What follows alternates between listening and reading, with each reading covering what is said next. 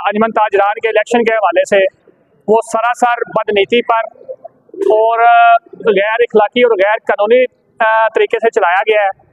ना उसका बाकायदा कोई इंतखाबी इजलास उससे पहले हुआ, ना वो उसकी मुद्दत पूरी थी, और ना ही वो कोई ऐसा उन्होंने कोई शेड्यूल बनाया जिसमें कोई ग्रुप या पैनल तश्कील दिया जा सकता था।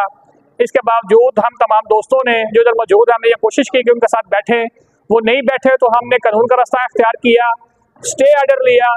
इलेक्शन कमीशन ने स्टे ऑर्डर पर साइन करने के बाद हमें वहाँ से भेज दिया कि आप जाएँ, स्टे ऑर्डर हो गया, ये स्टे ऑर्डर का नोटिस मुझे मिल गया है, तो आज की कार्रवाई ख़त्म, आज कुछ नहीं होना, आप चले जाएँ।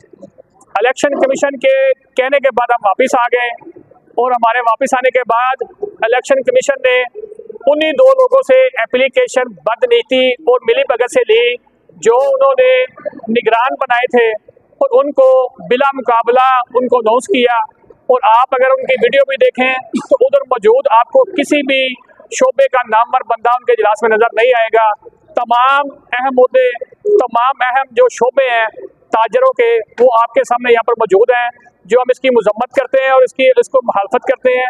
आज के मुंतखब होने वाले ताजरों के नुमाइंदे वो सिर्फ अपनी अपनी दुकानों के नुमाइंदे हैं, वो हमारे नुमाइंदे नहीं हैं, और वो ताजरों के अली मुर्तज़ा के नुमाइंदे नहीं हो सकते। अच्छा, एक और मजे की बात सुने कि मैं जो